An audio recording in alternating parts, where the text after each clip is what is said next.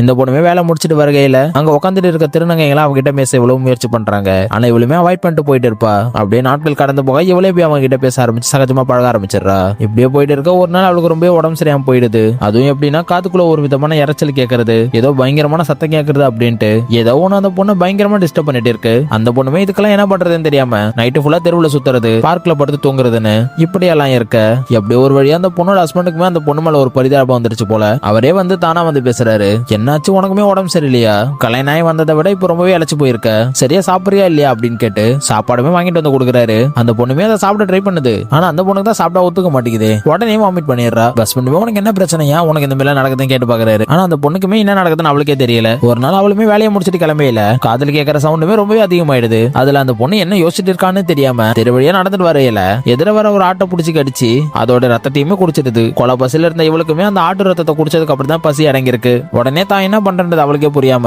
வீட்டுக்கு வந்து பித்து பிடிச்ச மாதிரி உட்காந்துட்டு இருக்கா. அப்படியே தூக்க வரையில மயங்கிடுறாப்புல. அப்படியே அடுத்த நாள் நைட்டுமே அந்த பொண்ணு வெளியில போகையில கண்ணில் மாற்ற குருவி கோழி அப்படின்னு அவ கண்ணுல எது கிடைச்சாலும் கடிச்சு அதோட ரத்தத்தை குடிக்க ஆரம்பிச்சிடுறா. அந்த ரத்தத்தெல்லாம் குடிச்சது மட்டும் இல்லாம அதுங்களையுமே ஒரு துணியில சுத்தி வீட்டுல இருக்க ஒரு ட்ரையர்ல பொக்கிஷ மாதிரி கலெக்ட் பண்ணி வச்சுக்கிறா. அப்படியே அடுத்த நாள் பார்த்தா அந்த பொண்ணுமே ஒரு ஆட்டோட ரத்தத்தை குடிச்சது இல்ல, அந்த ஆட்டுக்குட்டிக்குமே உயிர் வந்து மனுஷங்களை கடிச்சிட்டு வாயில ரத்தத்தோட ஓடிட்டு இருக்கு. அந்த பொண்ணுமே இதோட நிக்கல, கறி கடைக்கு போய் கோழியோட ரத்தத்தை குடிக்கிறது, கண்ணில் படுற குருவியை கடிச்சு ரத்தம் குடிக்கிறது அப்படின்னு திரும்ப ரத்தம் குடிச்சிட்டு இருக்கா. அப்படியே ஒரு நாள் அந்த பொண்ணு வீட்டுல இருக்கையில அவளுமே ரத்தம் குடிச்சு கொண்டு போட்ட குருவி பறவை எல்லாத்துக்குமே தானா உயிர் வந்து வீட்டுக்குள்ள சிறகடிச்சு பறந்துகிட்டு இருக்காங்க. அந்த பொண்ணு உடனே பயந்து போய் வேலையில வேலை செய்யற ஹஸ்பண்ட கால் பண்ணி கூப்பிட்டு வீட்டுக்குமே வர சொல்லிடுறாப்புல. வந்ததுமே தான் ஹஸ்பண்ட் கிட்ட அவளுக்கு என்னெல்லாம் நடந்துச்சு, இப்பயுமே என்னால நடந்துட்டு இருக்கு, அது எல்லாத்தையுமே ஒண்ணு விடாம சொல்லிடுறாப்புல. இது கேட்டதுமே அவரோட ஹஸ்பண்டுமே பயங்கரமா ஆடி போயிடுறாப்புல. கரெக்டா அந்த நேரம் பார்த்து அவனோட ஃப்ரெண்டு அவரோட ஒய்ஃப் வீட்டுக்கு வந்துடுறாங்க. என்னடா ஃபேமிலியோட வெளில போலாம் சொன்னல, நான் பாரு என் ஒய்ஃபை கூட்டிட்டு வந்துட்டேன், நீயுமே உன்னோட ஒய்ஃபை கூட்டிட்டு வா வெளில போலாம் சொல்ல. அப்படியே எல்லாருமே கிளம்பி பக்கத்துல இருக்க ஒரு பீச்சுக்கு வந்து உட்காந்துட்டு இருக்காங்க. அப்ப அந்த ஃப்ரெண்டோட ஃபேமிலியில ஒரு நாயை கூட்டிட்டு வந்திருப்பாங்க.